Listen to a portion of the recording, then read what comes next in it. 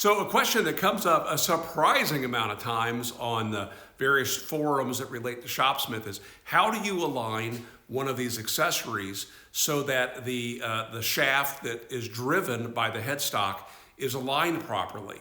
We'll talk in this video briefly about how this whole thing came to be, but the reason why you want to make sure that these are properly aligned is because of this expensive little sucker. Now, your coupler or coupling will wear out prematurely, possibly even break if you don't have those hubs properly aligned. So hopefully with this video, we'll answer those questions and get you on the way to driving your tools successfully without expensive breakage. The Shopsmith machines of the 1940s and early 50s didn't have the same accessories that we have today. The 10ER to the 10E, the earliest machines from the 1947 on, had a jigsaw available to them that you would actually mount the jigsaw, bolt it to the top of the headstock, and then it utilized the main table of the 10E or the 10ER as its table.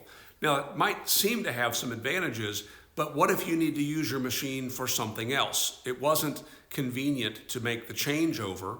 And then the next tool that came along was the 4-inch joiner. Initially, that was designed to bolt an interesting little bracket that allowed you to swing the joiner completely out of the way when you didn't want it there. This all led to the innovation of what Magna Engineering, the company who was making the Shopsmith tools back in the 40s and 50s, into an idea that came to being in the Mark V. So the Mark V, when it was first announced in 1954, had a feature that was called the Add Tool Mount. And what that was is just what I have back here with my strip sander mounted to it. This idea that you would have posts on the bottom of your various special purpose tools that would plug into the ports or holes here on the end of your machine, allowing for very quick changeover of accessories. Now, as I said, the challenge is we got to get these drive points aligned properly, and in the earliest days, there really wasn't much accommodation made for that. So I've admitted to you before that this is a Taiwanese knockoff of the Shopsmith jigsaw, but this is the way the original special purpose tools were made. They had straight posts, and then they had little stop collars, which you would position onto the end of your machine. And then after aligning them to the proper height, you would drop those stop collars down. Now, what about left and right adjustment? Well, you didn't have left and right adjustment. And so if those were not aligned properly left and right, well, I guess your coupler would have to make up for that error. That led to a change in the Mark V at some point where a set screw was added underneath the back way tube that allowed you to rotate the tie bar, thereby moving the headstock slightly left or right. Now, the problem with this is if you've watched my Before You Turn on your Shopsmith video, you'll know that that's also used to get your lathe properly aligned. So if my lathe is properly aligned, where my center on my tailstock and the drive center are perfectly aligned left and right, I don't want to go changing that just to align the drive hubs of my various machines. And golly, what if the belt sander doesn't align quite the same way as the bandsaw? So that's not the solution. And what Shopsmith ultimately came up with for the solution were these eccentric or offset posts. You can see that those will allow us, if we rotate them, to move our accessory left and right, thereby aligning them spindle to spindle. That was bad English. So that you can see what's going on, I'm going to go ahead and take the table off of the strip sander. It's held in place with one knob. And then let's slide our headstock close. In locking the headstock in place, we'll take a look at about where we are currently aligned. And what I can see here is I'm off left and right, and I'm off a little bit in height. So the way that we adjust this in most of these tools for height is we loosen a set screw here and here on the body of the tool, and this allows us to move the sander up and down. So you can see there how much dramatic height adjustment we have. But I'm also going to use this at this point to move this left and right. These eccentric tubes will allow me, if I spin them both together, to move the tool left and right. So I'm going to just eyeball this right now so that they're lined up left and right. I'm going to lock that down, and then I'm going to raise the sander up. You can see it's still slightly misaligned. Try that again.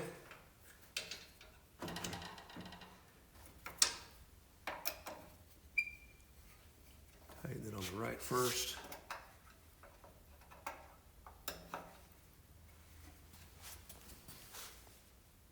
And that looks pretty good to my eye. Might be just a tad high. It is a tad high. Well, it's easy enough.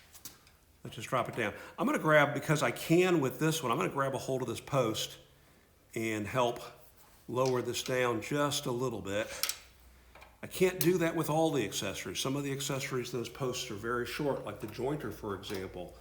Very short posts. They're a little bit more difficult to do. Thankfully, we only have to make this adjustment once in our life.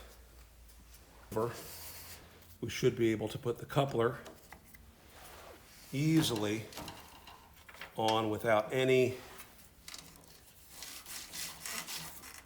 If you didn't know this, these have printed on them accessory and headrest with arrows pointing opposite directions.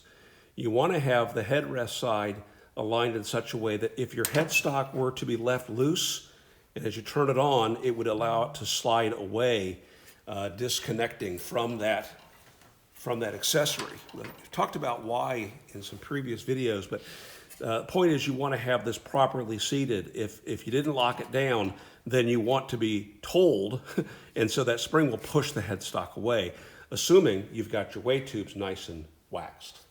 So now with the table back on the strip sander, she should be ready to roll. Let's drop that in place and lock it down.